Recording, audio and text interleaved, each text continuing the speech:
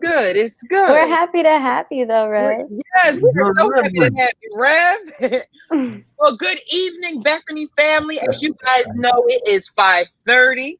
As you guys can see, it's time for a recap. And we have a special guest with us this evening. We want to give Reverend White a warm welcome to the recap family. The recap team.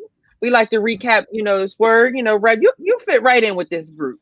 All right. Good to see y'all. Good to be here. And as always, we have our amazing yoga instructor, also Shady Queen, Miss Sister Des. I love messing with Hey guys. And down at the bottom with me is Brother Deacon McGee. I was gonna say Antoine McGee, but McGee. I like to say McGee. And if you guys do not know, my name is Brother Kevin, and we are the Recap family.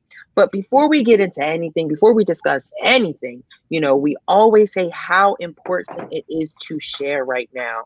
On Engage yesterday, we talked about, being bedside Baptist. And, you may ask yourself, how can I still be a part of church? How can I still do my ministry at home? And a good way to start off is by pressing that share button. You never know whose life you are blessing with this conversation. So whether it's the recap, whether it's one of our panels on Tuesday or Thursday, or one of our incredible services from Word Impact or Encounter, I encourage you guys to share and also invite you guys to come on in and just drop your comments. We were blessed with yet another amazing segment of this Letting Go of Toxic People series. And there's a lot to discuss today. So I want to invite you guys on in. Post your questions, post your comments, and let's just have a good old time. But also let us know where you're tuning in from. We love to hear where you guys are tuning in. Last week, we had different people from all over with different weather. Some people were getting warm weather, some people were getting snow. So we like to hear where you're tuning in from because we have people tuning in from all over the world. But as we are allowing people to come on in and inviting people on in panel, how are you guys feeling today? How are you guys feeling? Good. Real good. Did y'all get y'all superpowers yet? did you hear? Wait, I heard that on the radio. You didn't get your superpowers. Just catch me up with this. What's going on with this whole thing? So what's happening is Saturn and Jupiter are going to conjuncture. They're going to like orbit so close that it's going to look like one planet. People are calling it the modern day Christmas star. And I guess for giggles, people decided that we were going to mutate from. No, this girl started it on Twitter. She put some comment on Twitter was like, "Black folks gonna get superpowers on the 21st." Just black people. Just black people. Black people though, which is crazy. And so everybody's been talking about what superpower they're gonna get. Yeah. That's crazy, but it's not going to happen for another 400 years, though. After tonight, another 400 years before it happens again. Wow, that's amazing. So wait, let's have some fun. So if you did have a superpower, we already have some superpowers already. If you guys didn't know, big facts. Big facts, right? But if you did have a superpower, what would your superpower be? Mine is easy. I'm flying. You're flying? Okay. Yeah.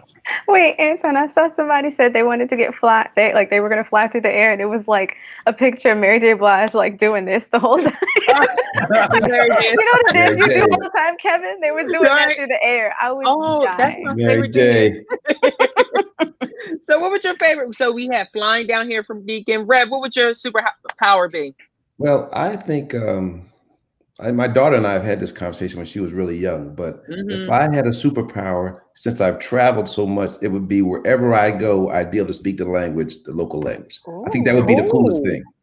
That'd be pretty cool. Yeah, that would be dope. That's a dope superpower. I never thought about that. Yeah, I never thought about that either. Right, you fit right on with the recap. I was gonna say.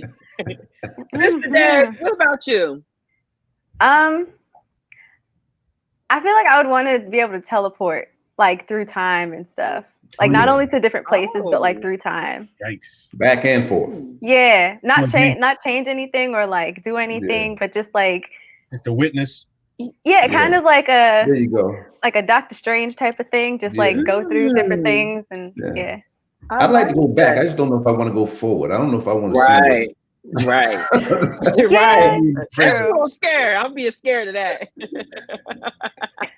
But I think I would be I would have super speed. You get a lot done if you're faster, right? So going to Walmart, Sam's Club, all that, getting knocked down in an hour, you're done. You have more time during your day, right? super speed. It's super speed, right? So that's a good question to ask too. Those that are in the comments, what would your superpower be? Since we want to play around with, and joke around with this this topic. I heard it on the radio. I'm just like, I've been seeing it since December 1st. Oh my God. The internet is hilarious. They have taken this and ran with it. It is so funny. Yeah, people outside dressed up in superhero costumes doing this. Waiting for the power to come. Exactly. You know what? Oh my gosh. People take it too far for me sometimes. No, but the crazy thing is, because I know some people are very gullible, and people will probably be like outside standing in front of the moon waiting, like ready to absorb whatever power. I pray. It's my prayer that they're not. But somebody's gonna do it. This world we live in, you never know. But it's 2020. Anything goes.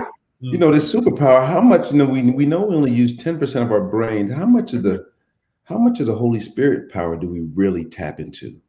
You know what? I think about that all the time. We don't tap into that power, and it's right there. It's right there. We just don't tap into it. So on that note, let's jump right on into it. You know how to segue right into it. Bring it right back around. Come on back. But no, as you can see, there is wisdom here at the Leadership of Bethany, right? And we continue to get more of that wisdom from our tweener. Even though he is a tweener, I say he has the wisdom like an old man. Pastor Nick, added additional layer to this letting go of toxic people series that we have been in for some weeks now.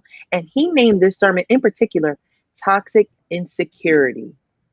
Mm-hmm. That title right there, we talk about different things, talk about doubts, fears, and everything. But do we talk about insecurity a lot in our walk, with God? And when Pastor Nick was just running down this sermon, just different things, it just like opened up like my eyes to so many different things. How about you guys? Same. As I say, time it's like a mirror. It is. It definitely is. So Pastor Nick started in the book of Numbers, chapter 13, verse 25, and he said, when we notice the nation of Israel's walk from Egypt to the promised land, we notice some traits in the nation. We notice that as they are moving from one place to another, that the process between is revealing their nature. What nature is that? It took God one moment to get Israel out of Egypt, but it took years to get Egypt out of Israel. It took God some time to deliver them from the inside to match the deliverance on the outside. They were free physically, but still bound internally. Their struggles with doubt, unbelief, and faith were revealed in their toxic reactions in the process. Pastor Nick said, if you really want to get to know a person, watch how they act when times get hard, because it is nothing like challenges that will reveal the real us.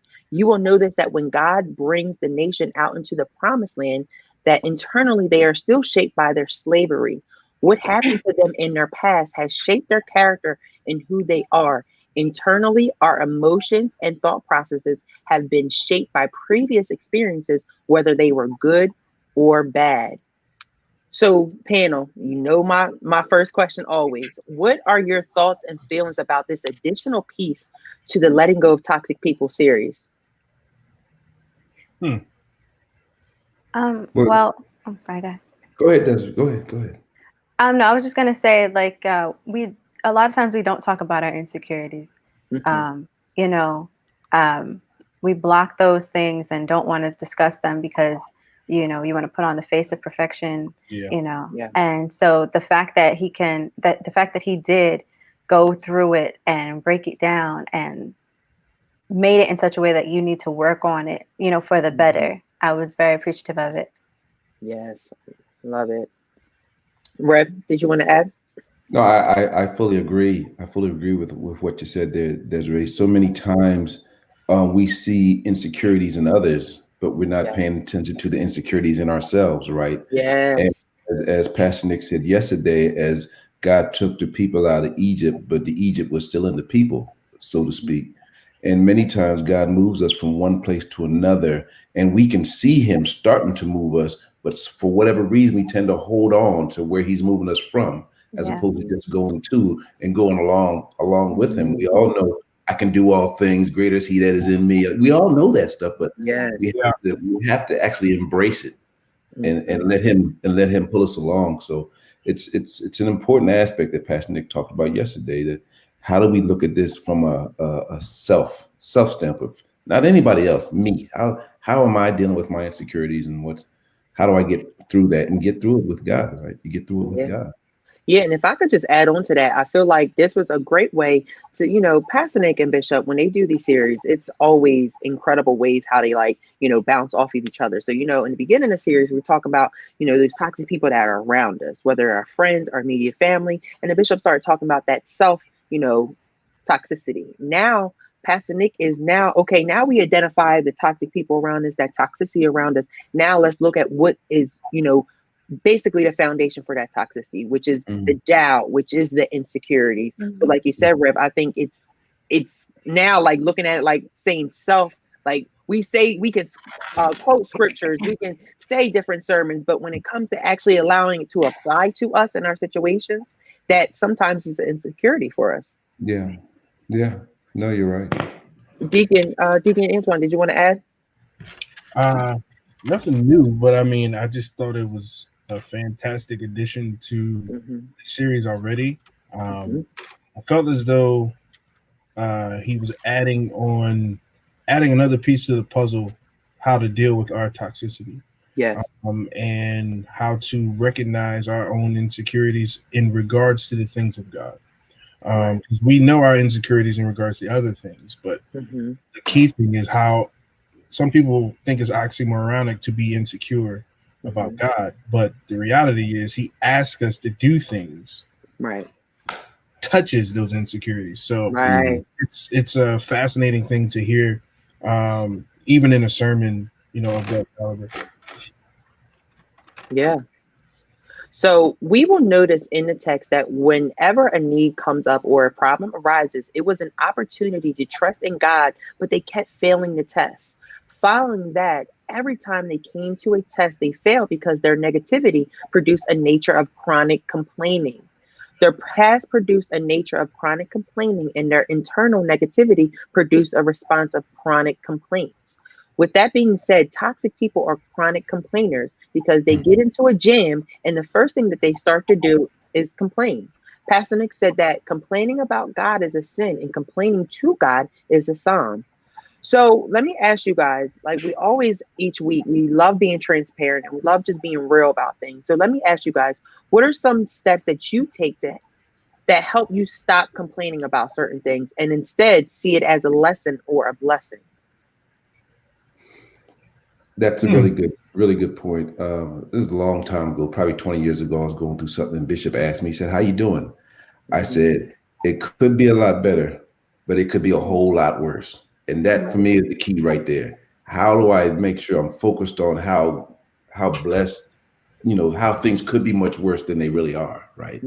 And focus on that and not let whatever's going on pull you down, while at the same time, all that, we've been in this pandemic, but folks it could be worse than it is. So let's focus on the blessing that's in where we are right now. And that's a step that helps me focus on the right things. I like that, Red. What helps me too is doing like gratefulness journaling. So like, what am I grateful for? And it could be as small as like, I'm grateful for a glass of water, or you know what I mean? Like just writing out the things that that are happening in your life. And I love what you said, Reverend White, like, because my parents have always said that to me too. It's like, you're not doing, like someone's always doing better than you, but you're doing better than others. You know what I mean? Like, yeah, there's always somebody whose life isn't as, who would, what is it?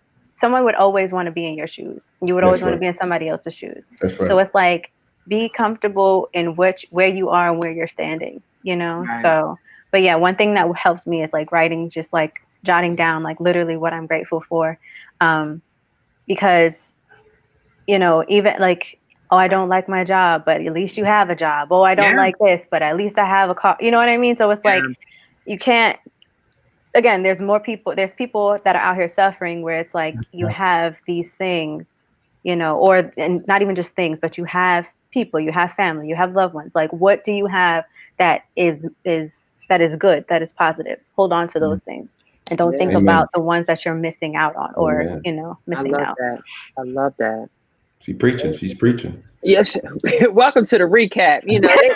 They drop gems up here. They try to say that they're scared of the questions and all that. They do an amazing job, Rev.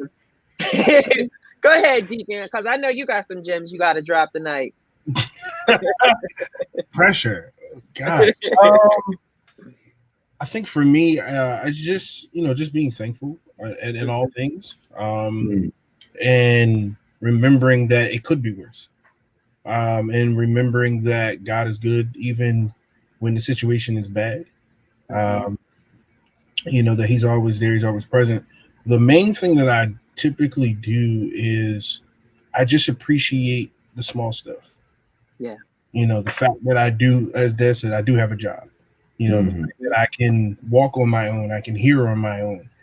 I can eat whatever I want, practically. Because some people are struggling to find out, when's that next meal coming? That's right. Some people are, I can't walk. I wish I could walk. Yeah. I wish I could talk on my own. I wish I could bathe myself. Like, it's different things that we take for granted that people are fighting for every day. And that's the main thing that keeps me very, very focused and very, very grateful during those difficult times. That's good. No, that's good. And I think just all with everything that you guys said, that's so important, like journaling and just looking at the small things and just saying like, hey, it could be a lot worse. So, and sometimes I think people, and kind of relating it to prayer, like when they go and pray to God, they never know what to say, but it's just the small things. It's just like, thank you for letting me get up this morning. Thank you for, allowing me to put my shoes on my feet. There's someone that's not able to do that. Thank you for allowing me to lock my door. I have a door to come into and come to go out of, right? That's right. That's real. That's real. Yes, sir. That's real. So that's real. It's the little things that, we have to be thankful for and grateful for that keeps us fueled up during this time, especially like Rev said, during this pandemic. There's a lot of things that could have went left for us, but God has kept us and allowing you right now to be listening and watching, right? Yeah. Go ahead, Des. I was going to say one thing that that's been coming to me more and more lately is like honor where you are and honor what you have. Because like, what is it like? God is not going to bless you with more if you're not taking care of or appreciating or loving what it is that you already have. So it's like, if I'm sitting here worried about like, oh, I don't have the latest, greatest next thing. It's like, well, why would God even give that to me when I'm not even appreciative of what he put in front of me to begin with? So that's something that has really been like on my heart, heavy, like honor where you are, like more is coming, but you got to get right where you are right now. Like you can't sit here and be all in your feelings about where you are. And then once he takes you to where you're supposed to be and you still like, you didn't get past that emotional part of like wanting to be somewhere where you're not supposed to be yet, So of course. And it's like a test too, because it's like, God is not going to God's not about to bless you with a house if you can't take care of your apartment. Facts. God's not going to bless you with a better job if you can't do your responsibilities on your job now. Bishop uses the example of like having the clothes all over the floor. Like, why would I buy more clothes if I see what you're doing with what you have already? Exactly. So being grateful and thankful for those small things. Something that I forgot to mention is that also yesterday we had that amazing Q&A with Pastor Nick and Pastor P. I encourage you guys to please go back and watch that because we love when our leadership comes together and, they just have an open, candid conversation, especially about the word and how they make it so relatable for us. So I strongly encourage you guys to please go back and watch that discussion as well to go with this word. So the issue with the nation of Israel is that they kept complaining about God and they saw God as the problem. They kept complaining about the very place that God delivered them from, and they were complaining about God. Toxic people are chronic complainers, and they are chronic complainers because they get excited about bad and very mute about good. Toxic people use the past to dictate present and future choices. So there may be someone watching right now that is struggling with allowing their past to dictate their present and future choices. What advice would you give them? Well, y'all can hear that. It's a little loud. Yeah. It's okay. It's all right though. We can hear you more. It's overpowering. Yeah. So I would say, as Bishop says, you can't let your past be the blueprint of your future. It actually prepares you for your future. In the past, you learn a lot of different things. The biggest thing the first steps you have to do is kind of forgive yourself and give yourself grace for any mistakes that you may have made. Go to God for redemption, of course, so that he can free you from, that past thing that's holding you back. A lot of times it's fear. A lot of times it's regret. A lot of times it's shame, especially in our lives when God presents something so good, and then immediately we're just like, why me? Because I used to do all of these things. Sometimes we don't think we're worthy of his goodness. Yes. And the moments that we have those realistic times where we just say, okay, God, this is me. Forgive me for this. Let's move forward, because he called you in spite of your past.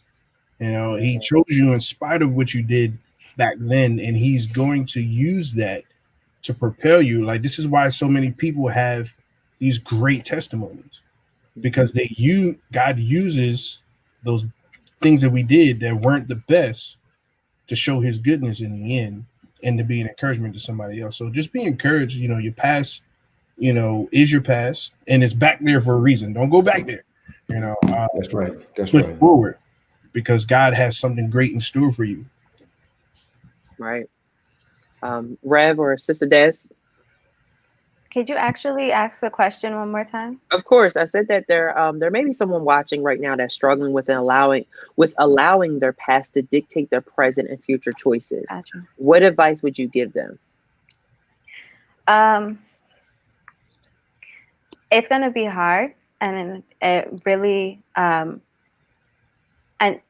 first I would say pray, because whatever is in your past that keeps trying to pull you, like, pray to try to break those soul ties to whatever it is that is calling you back to your past, and whatever it is, or whoever it is, because a lot of times those are things that'll trip us up, as those soul ties, not even just to people, but to things or places or habits, so just pray to kind of like get to break those things, to break that barrier, to break that hold over you.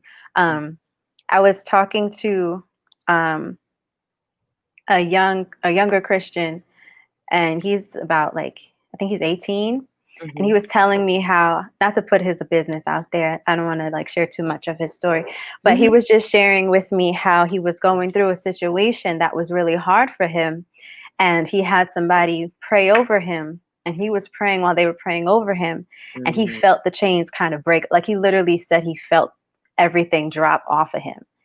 And that is when he was like, okay, I can do this. I can go forward now. So sometimes all you really need is like that prayer, that moment of prayer, and so, like, to have somebody to touch and agree with you, and not like that cute prayer, like, God help me in this. Like, no, like that ugly, like, you might like your hands are in the air. You might be like laid out on the floor, like screaming, like the ones that really like that shake heaven and hell, that just move, Sometimes those are the moments that really like, and then once you're done praying and you finally get a tissue, it's like, whew, you feel light, because it's like everything is now broken off of you, So that can definitely help get the past off of you, or like from chasing you, So breaking those chains, just those strongholds.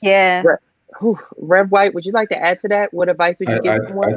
I think both Deacon McGee and Sister Des have given some real good Some real good advice there. You know, at the end of the day, we all four of us know I can do something about my present and my future.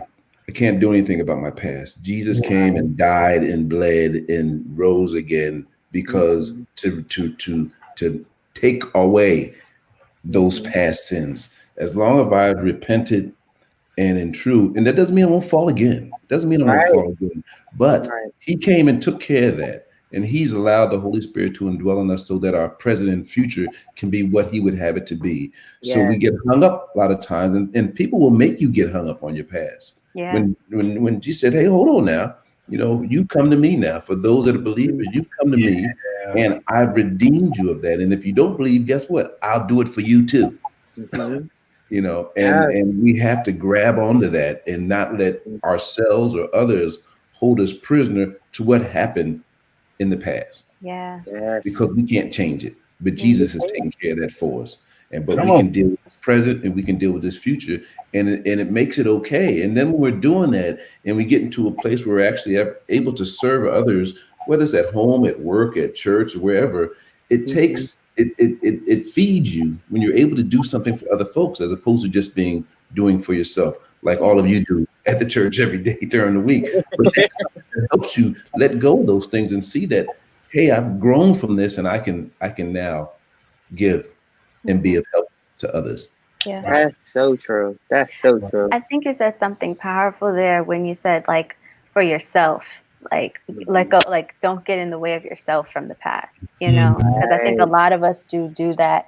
And you know, that whole thing about reputation, about like, oh, you used to be, or you used to, like, sometimes you do that to yourself, like, oh, I used to do this, and how can I do something so great when I used to be like this? So and that correlates with this message, because like you said, Sister Des, you may be around people that say, oh, well, I used to do this, that, and the third. But we learned that through this series that's a toxic person. So what we have to do is set those boundaries you won't hear that repetitive thinking, that repetitive speaking into your life. So y'all did and you get to that point where folks want to remind you of it. You can say, yeah, I sure did. What does Bishop always say? I was sinning and was loving it, or something like that. And good at it. And good at it. Yeah. Right. Like, I had a good time. It's like, having a conversation about it. Right. We having a conversation about it. I'm gonna use past tense. Let's talk about now. Right. That was me back then, but let's talk about now. Right. So they were in Egypt. They cried out to God for deliverance, and God did it. The night that they were delivered, and when they got to the Red Sea and God got them over, they celebrated. As soon as they faced a complication, they started talking about how good Egypt was in comparison to walking with God. This is because toxic people loved the romantic parts of their past. When they face a complication, they ignore the bad parts of their past and only focus on the good. This is a great illustration of how we sometimes complain about our walk with God compared to when we weren't saved. For example, we may say, well, at least I had friends when I wasn't saved, or at least I had more money when I wasn't saved. To sum it all up, we are basically saying that life without God was better than a life with God presently.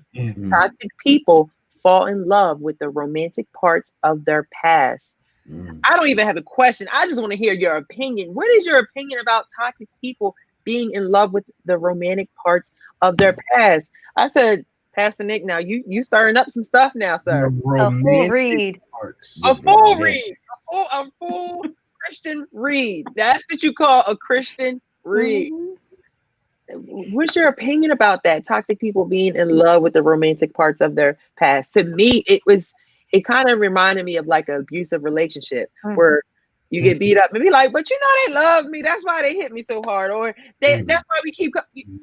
That's what I use that. Like, that's what came to my head is like, why do we keep going back and forth with our past when, it led us to Christ?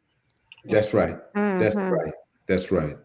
You know. So Bishop says, most of us weren't casual conversions to Christ. Most of us came in because something drove us. Right. Yes. But that for the discussion purpose, the romantic part, I think the reason why we hold on is because most of us feel like we're missing out. And sometimes, just to be honest, we miss it. Yeah. Life was probably a little bit more simpler back then. You didn't have to be accountable. You didn't have to be responsible. You didn't have to, worry about your integrity and character. You just did what you did and did not care. Once you become saved, there's a level of care, self-care, care of others, and your care for God. Needless to say, we can hurt God. Yeah. We can hurt his heart. We can disappoint him in different ways, so that awakening that happens then makes us miss what happened in the past when we were carefree. Yeah. When we were just out there sinning and having a great time, everything's great. And then next thing you know, oh snap, okay, I got to be careful. That great awakening that happens when you get saved is like, okay, yeah, this is not a game. Right. I got to be on my straight and narrow. And then a lot of it is because we don't submit. Yeah. We don't submit to the process, or not properly taught how to submit to the process. Yeah. And as we teach, young Christians when we're taking them back to counsel them, the reality is that there's two people inside of us, at least two, right? We've heard that from Bishop Bolton. There's at least two. Some have more, some have many more, but there's at least two. And before we get saved, the flesh is here and the spirit is here, and the flesh does what it wants. But as we get saved and we start reading the word, surrounding ourselves with saints, praying, communing with God, the spirit gets stronger. That stuff in the flesh never goes away. It goes away. It's just that the spirit has gotten strong enough to push it down. So even though we want to romanticize it, even though there's Rich and then there's Richard, and Rich is a different dude than Richard, And when Rich rises up, you got the Rich has to come out and say, no, you can't come out and play today. And it doesn't always, I'm not always successful in that. Yeah. But because that's part of me. Richard is real, just like Richard. They're both real and they both want to be alive and they both want to, and Richard wants to be in control like he was for all those years before I got saved, right? Yeah. So that's what's as simplistic as it is those two people, at least two, are always at battle inside of us. Damn. Yes. And it's real. Yes. It's not something that's just going to, and it's never going to go away. Right. Yeah. So you have to be able to control that. Yeah. That's the challenge. Therein lies the challenge, I believe. And I think the beautiful thing is we're not in that fight alone. Right.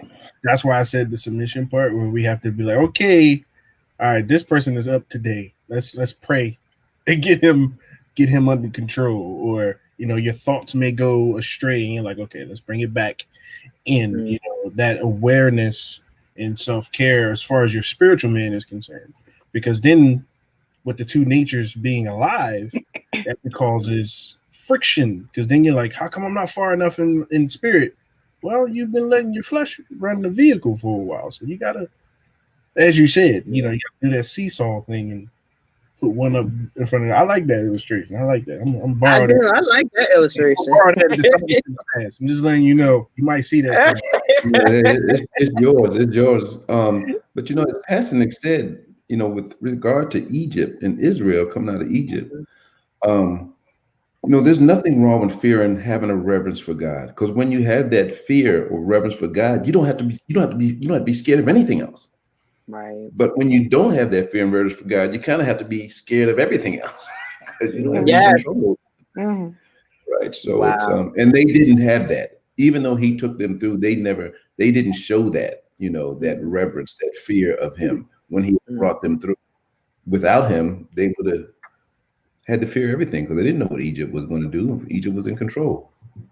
I like that. Sister, my visual was similar to yours, Kevin. Like I thought immediately of in a relationship kind of dynamic of, you left this person, you left Egypt, you got out of Egypt, you got out of with your mind, right? Got everything together that's supposed to be together. You're now walking, you're now in provision, you're now in purpose, you're now on the path to where you're supposed to be, right? Now, why are you thinking about this thing that dragged you down, that pulled you back?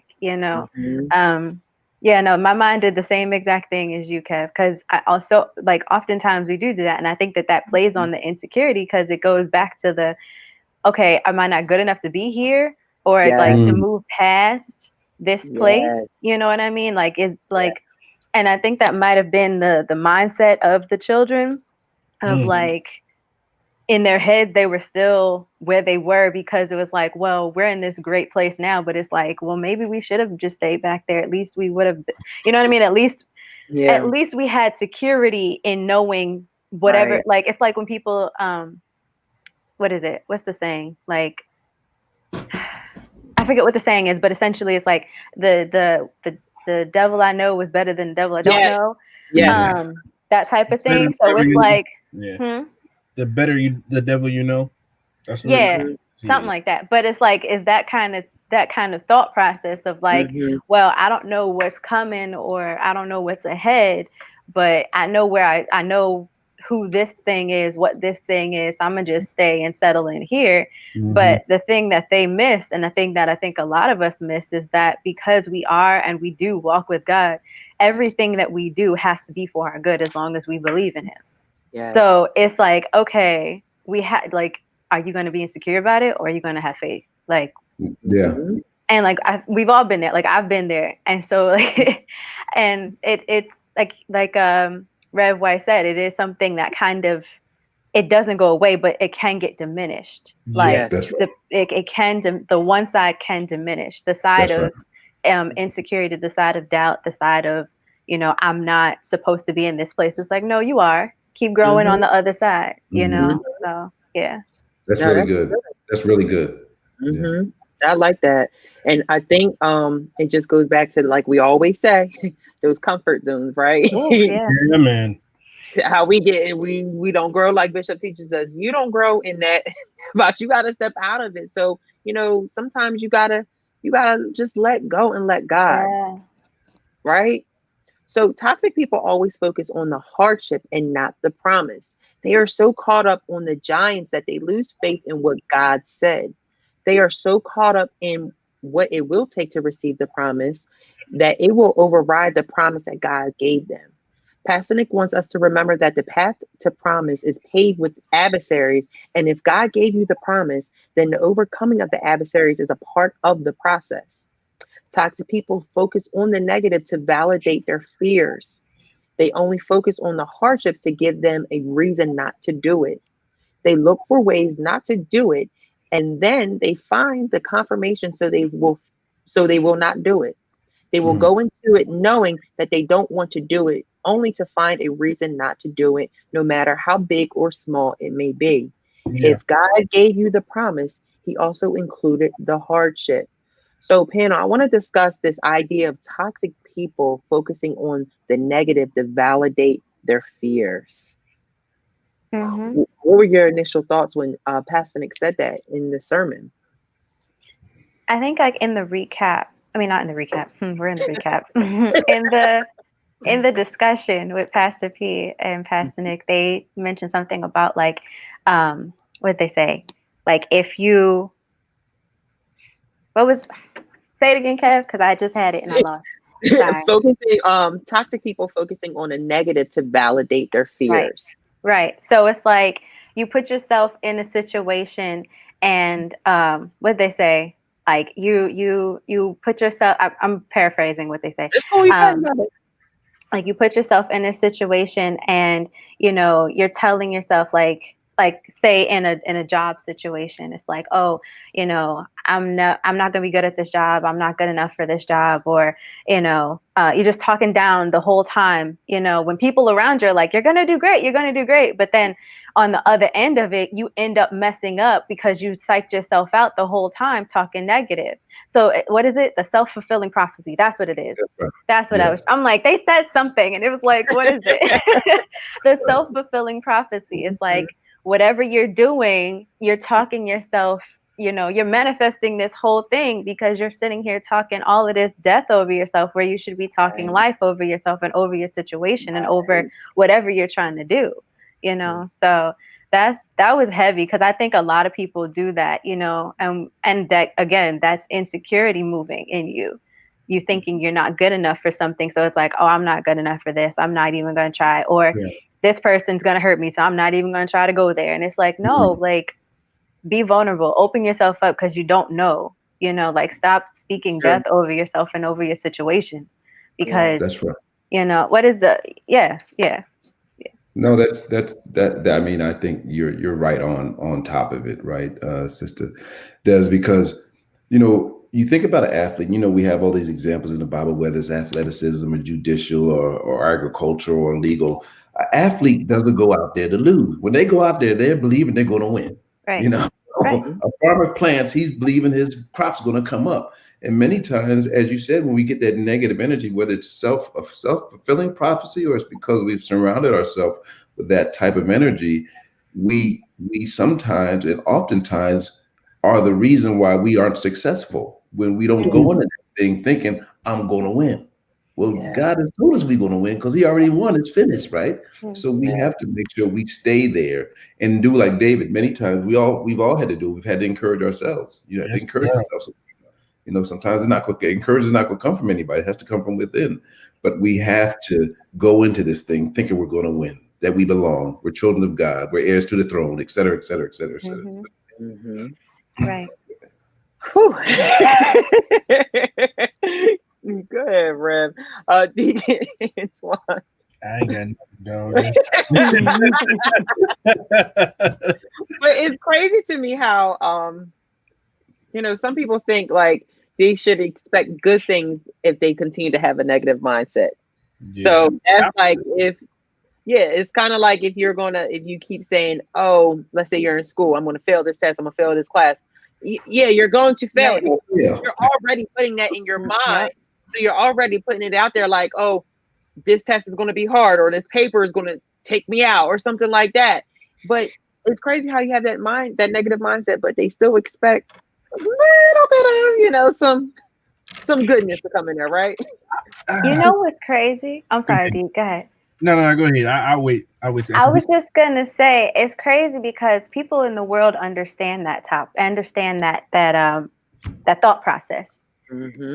It's so like, I don't understand why it's so hard for us Christians to grasp that, because if you look at the wealthiest people in the world, they don't wake up and go, you know, I'm broke. How am I going to pay this? It's like, no, I'm going to make this. I'm going to make it work. I'm going to get it done. Like Rev Weiss said, like, athletes don't go out and go like, I hope I play good today. It's like, no, let's do it. People in the world do it all the time. All the time. Everybody does it. You know, look at to be like light for a second. Look at the money resides guy. He's like, he's not worried about, he's manifesting. He's saying, I'm going to speak this life. It's coming to me. But that's one thing that Christians, we don't do. We don't go like, it's like we say all the time, like we say with our mouths, oh, I expect God to move. But in our hearts, are we expecting God to move? Like, are we actually doing it? So, That's real. That's real. That's good. That's good. Deacon, did you want to add? I was going to say, like, when we have these negative thoughts, we're actually sowing that negativity into our actions. Right. I've been on the opposite side where I was like, ooh, I'm not going to do too good on this test. And knowing that I studied, but feeling feeling in my heart, like, I'm not going to do too good on this test. And as I'm taking the test, things that I knew, like literally knew, I'm looking at them, taking the test, scratching my head. Before you know it, here comes the 50. I'm just like, Lord Jesus. And then not knowing that because I spoke it, it happened. And it transforms your actions just so quickly. Like, you have to, that's why the Bible says guard your heart. That's right. We have to guard it. And you can't expect God to do it because he said you guard your heart. Right.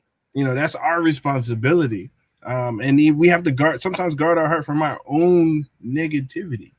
You know, because the thing is, as everybody said, like, all these people out here who are winning and killing the game, it's because they think positive.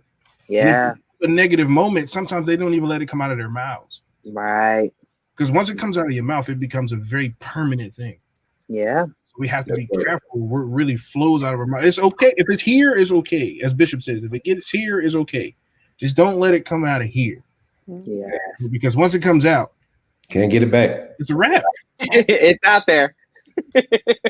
So toxic people lean towards the negative over the positive. Toxic people listen to the 10 instead of the 2. We learned that Joshua and Caleb were trying to get the people to say that we can do this, but the other 10 people were saying they couldn't do it. The voice of negativity is always louder than the voice of positivity. In the same sense, louder does not always mean right, because volume does not mean someone is right. They listen to the voices of negativity because it confirms their own inner fears, doubts, and insecurities. You have to know when a word is appealing to your doubts, fears, and insecurities, and not let something or someone negative appeal to that side of you. Our job is to listen to the voice of faith over the voices of fear, and not allow the voice of toxic fear feed the internal fears that reside inside of you, right? So Rev White said earlier that, we have at least 2 people living inside of us, or more, depending on who you are, right? So let me ask you guys, you know that other side of yourself, right? So how do you personally stop anything negative from appealing to your internal fears, doubts, or insecurities from that other side?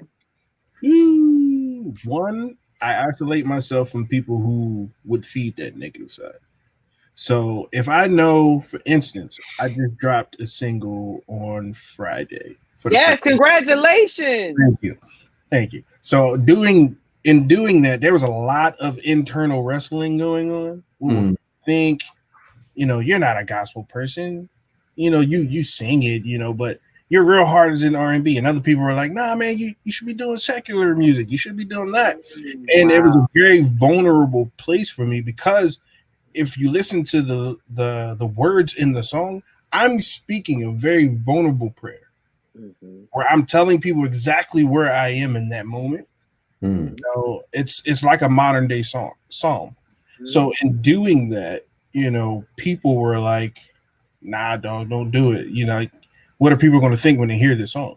Like, right. You're telling all your beans right here. I said, I'd rather me tell it than somebody else tell it.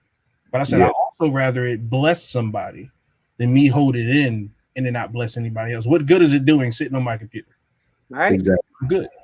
So why not do it? So but for that thing is, I isolate myself. And then I, as Reverend said, encourage myself in the Lord. Okay, God, I know you called me to do this. You put this in me to do. I trust you. I'm going to release this thing. He gave me the funds to release it, because it does not, if you're doing it is not cheap. You got to pay some money to do these things. So everything lined up, and all it was is just push the button. And I sat on that thing for 3 weeks before I pressed the button. Wow. And so, isolating myself from certain people, but then also remembering what God said. Even when my internal voice is speaking louder than his voice. It's like, okay, he said this though. It was a back and forth wrestling match, but that's my practical steps. Isolating myself and just remembering what he said, speaking the word. Not my own words, but what he said in the Bible. It would help me a lot, especially in the Book of Psalms. Yeah. Amen. I like that. Thank you, Deacon, and congratulations again, sir. Rev White, Sister Des, do you want to add to that? How do you personally stop anything negative from appealing to your internal fears, doubts, or insecurities? So what I'm really sensitive and particular about what I consume. Because I know that if I put on certain music, if I listen to certain things, if I, you know what I mean? If I go to certain pages on Instagram, like, I know that a different part of me is going to try to rise up. So in that, because I know that about myself, I'm very, very cautious of like what I'm consuming. Yeah. And it was difficult in the beginning, because it goes back to that conversation of like missing your old self, because it's like, well, it's just you think like, oh, it's just a song, but it's like, no, no, this song is doing something to my spirit. Like, I feel something different going on right now. So it's like just really challenging myself on that, so that I don't. And it's not even like negative in like a sad negative way. It's just negative in the sense of like, behavior. I know that I know that I'm supposed to be doing something different with my time, with my spirit, with my energy. And I know that this is feeding a different side of me that I'm trying to die to. So, yeah. That's good. That's good. Rev White? Well, I think Sister Des knocked it out the park right there. I mean, you gotta you can't be feeding your, like she said, how are you feeding yourself? What are you feeding yourself? If I got my heart broke, I shouldn't be sitting around listening to sad songs all day, right? Right. No. We're not listening to Luther Vandross. Exactly. I love Luther, but now's not the time to listen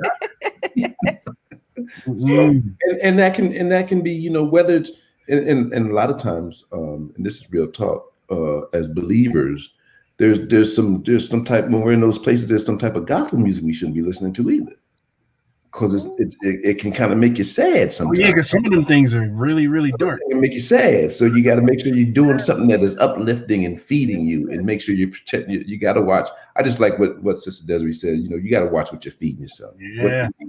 Well, Rev, you just woke it up. Think about it. Like, if you're struggling, you can listen to a song that's about struggle. Yeah. You gotta listen to something that's gonna uplift you out the struggle. That's so true. That's so true. And I think, just like you guys said, you gotta watch what you consume. It's just like if you're trying to lose weight, you can't consume things that's gonna keep you fat. Right? That's right. That's right. You gotta shut those down. So you gotta change up that regimen. That lifestyle change. Yeah. Right. That's all right. People that are toxic tend to listen to the negative over the positive and get excited about it. This is because negative people love negative things. When people show an interest in the negative more than the positive, they are revealing that internal negativity, because toxic people get excited about negative over the positive. Toxic people have evidence and still do not believe. Toxic people can have the evidence that it is God and still not believe it. It is not that they do not believe that it is God, is that and that God said it. They just do not believe that they can do it. They believe it for others, but other than themselves. Toxic people will have the evidence, but are too insecure to go after what God has for them. Pastor Nick asked the question, how many of us have been delaying what God wants us to do because we are afraid? The full read. Let me, the Christian read. Oh my God. So let's discuss the importance of identifying our insecurities and learning how to manage them as the last question of tonight. The importance of identifying our insecurities and learning how to manage them. There's so many ways to do this. I guess the first thing is just being honest with yourself about what makes you uncomfortable, because insecurity somewhat feels like an uncomfortable feeling. You're like uneasy about a certain thing. Like, for instance, when we first started doing this, I was like, no. But, as we started to do it more and more, it was like, okay, we can do this thing, even our board at Bethany's, that brought out a lot of insecurities. Like, I don't like the sound of my voice, but but dealing with those things, I'm trying not to be too heavy on people, but the real practical things would be, being honest with yourself, working on those insecurities. Yes. Whether you're working on it by yourself or you're working on it with people whom you trust to deal with you in those vulnerable areas. Yeah. That is a big thing for for me. Like, for as far as speaking is concerned, I go to other people before I go out to talk about something or have a discussion about a thing. That's two things. And then on a spiritual aspect, go before the Lord. Yes. In prayer. Just ask him. Ask him for the strength to overcome that insecurity. Because here's the thing: He knows. Mm-hmm. He has the antidote. Mm-hmm. So if you ask him for help in that area, His grace, His grace will show up. Moses stuttered. I'm sure he was insecure about speaking. So, that's why he gave him Aaron. But there were a lot of occasions where Moses was talking himself, and it doesn't look like he was stuttering in the scriptures. It didn't have a t in it at all. It was just straight ignorant. Yeah, so I'm just saying, you go to. Oh, that wasn't the word. Right. You see someone reading scripture. You're not right for that. Yo, y'all. That's what the Lord said. The Lord. Somebody out there might be. Nah, don't do that. No, because you did it. You started it. Now I'm thinking of all these things Moses said, and I'm trying to let my people go. We gotta move because this is not right. Because these people are speech impediments. Y'all not right. You gotta move. We gotta move. Forgive us, Lord. Talk about the importance, Rev, and Sister Des, the importance of identifying our insecurities and learning how to manage them. I'm back. Oh, Lord. Yeah, bring I'm back. Okay. Go ahead, sis. No, I had to write mine down because I feel like when everybody starts talking, I forget Kev's questions. So I was like, let me make sure. But the first thing, speaking from myself, like personal experience that has helped me get out your own way, and like really, like in order to do that, you really have to lean into God and what He says. Like be silent enough to hear what He says to you. And even ask for visions of like, okay, God, what do you see for my life? Because God, like I've had different moments where I'm just like, and I've shared some with Bishop and Pastor Nick. I'm like, okay, so I see this thing, I see that, and I'm just like, or I've shared some with my friends and stuff, and I'm just like, I see this for myself, but I don't know how I'm gonna get here, And it's just like, but I know that I see it and it's clear, so it's possible, which means that like this is on the path that I'm supposed to do. But in order for me to get there, I can't be in my way. I can't continue to block myself because then I'll never get to where I'm going. So the first thing is to really just step aside, let God move for real. Yeah. The second thing I would say is to, I like how you said, talk to others, like, because a lot of times other people, trusted people who really have your back, they will tell you your insecurities. Like my mom, love her to death, but sometimes her tough love is necessary. But ain't nothing like it though. No, but it's necessary because you need people to call you out on your stuff. You need people to sit there and go like, you are doing X, Y, and Z, and this is what's hurting you. Like my mom, she touched. Like I'm not gonna share what my downfall is because haters can't know your downfall. No, but I'm kidding.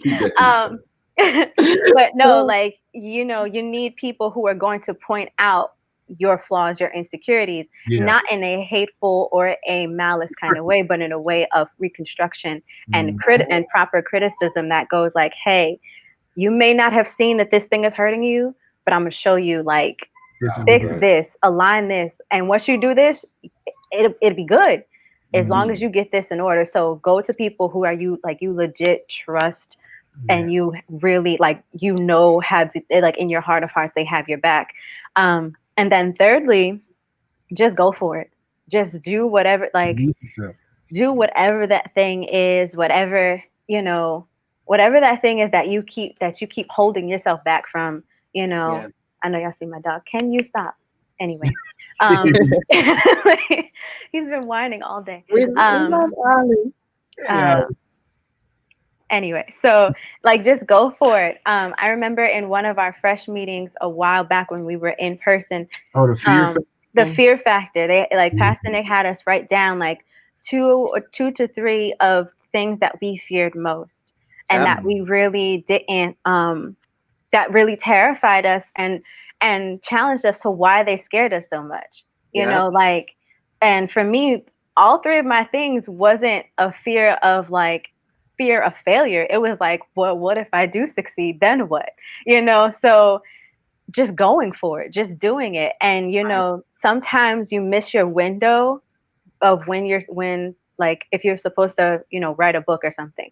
Sometimes you could have missed that window of like, if I would have wrote this book already, you know, I could have been on a whole world tour and everybody could have been reading my book during quarantine. But that's okay, because the way our God works is that he'll come right back around and give you second, third, fourth, fifth chances. Just like Pastor P said on the discussion, they'll come right back around and then like create new windows and new avenues for you to do that thing that was always on your heart to do. You just have to go for it. You just have to do it. And trust that if it was put in the will for you to do and succeed, it's going to happen regardless. It has to. It literally has to happen. So I like that. Somebody put her Cash App up. Right. She done gave us steps and things that could, you know what, Rev White. I think we got the 3 steps. I think, you know, let's just end with hey, I'm not going to add nothing to that. I got plenty, but I'm going to leave that. That was very succinct and direct and to the point. So bless you, sister. I love it. Thank you, Rev. Toxic people allow their insecurities to dominate their thoughts. Toxic people assume that other people see them the way that they see themselves. Your self-perception can stop God from working in your life. You have to remember that you serve a big God, even though you are small. God is transforming us to get that Egypt out of us. So before we go into announcements, panel, is there any final words, any final comments, any final questions you have about this additional layer to this this cake that we're making, this letting go of toxic people cake that we bake each week? As we enter into the final days of 2020, take the time to go back and listen to these things. Reflect, because you know we're setting up for prayer and fasting, and this is going to be the best time, you know, for introspection and to go to God about these, you know, these toxic things that are going on around you. But yeah, definitely go back and watch, you know, ask your questions, you know, post them in the chats. We're there. We're here to help you through. We don't know where we're going after this, so just be prepared. That's why I always say go back and watch it, because we don't know what the next series is going to be. It's going to build off of this. So be ready. I love it. I love it. And like Deacon Antoine said, please go back. We are at the end of 2020, and we want you guys to go back and watch all of the content, the panels that are posted, because each and every panel, each and every discussion is set up on purpose to help your healing and help you stay connected during this time. So we encourage you guys to go back and also share it. I always say that we can do some remote evangelizing by sharing the content and getting that word out. It's just as simple as just pressing the share button. So as we are going into this week, coming up tomorrow night, we have the Men's Safe House. Deacon Antoine, since you are in the Men's Safe House ministry, can you give us a little bit what we have going on tomorrow? So tomorrow we're going to be talking about finishing strong, strong faith. And we're going to also be talking about thankfulness. You know, in spite of the difficulties of 2020, we're going to talk about how to be more thankful for what God has done during this time. So that's all I'm going to give you for free. You know, tune in tomorrow. You got a little sneak peek. Tune in tomorrow at 7 and see us. I will be on the panel. It'll be a great time. Awesome. And remember, we also have Word Impact on Wednesday at 7 p.m. We get fed on Sunday. We also get fed on Wednesday, as well as On Point Radio on Saturday at 9 a.m. Gives you multiple times to talk to our leadership and just, you know, bust it up and talk about what's going on out in this world, current events, as well as what's happening up in the house. So we have a special holiday that's coming up at the end of this week. It's Christmas. And, you know, we want to be Sister Des, she done brought her. She's so festive. So, Sister Des, I need you to keep it on now. I was going to say, I promise. All right. So, as we are preparing for Christmas, Christmas is that time to give. And we want to be a special blessing to our bishop and his family. So we are taking up a special offering for the first family as we prepare them for the end of this year, this Christmas gift, and then also preparing for this new year. You know, I know Bishop has touched us and, you know, helped us in multiple ways. And, you know, we just want to be a blessing back to him because he, especially during this time, we see it because we work behind the scenes, but Bishop has been working hard in this quarantine as well. This man, I don't know when he sleeps. I really don't. So we want to be a special blessing to him. So you can give on all of our platforms. You can go to our website, Giveify, and it will be a special offering to Bishop and the first family. Okay. Also, we want to prepare you not only for Christmas, but New Year's Eve. It, as you know, we love having a party in the plaza for New Year's Eve. And, you know, even though COVID happened, we are still going to have that party and that celebration remotely. Now, don't get excited. I know y'all was a little excited, but no, we are still going to celebrate remotely, but we want to celebrate with you. So we want you guys to be a part of the service. So we will have watch night service. Service will start at 10 p.m. on New Year's Eve. And also we will be submitting, putting all of your videos that you submit to us in the service. So please submit any New Year's Eve services that you, New Year's Eve videos that you may have, just saying Happy New Year's or what you're thankful for, what you're expecting for, so we can put you into the service and you can count down with us remotely. Bethany family, we love coming together. So we want you to be a part of it. So please submit them to social at GoToBethany. Again, social at GoToBethany.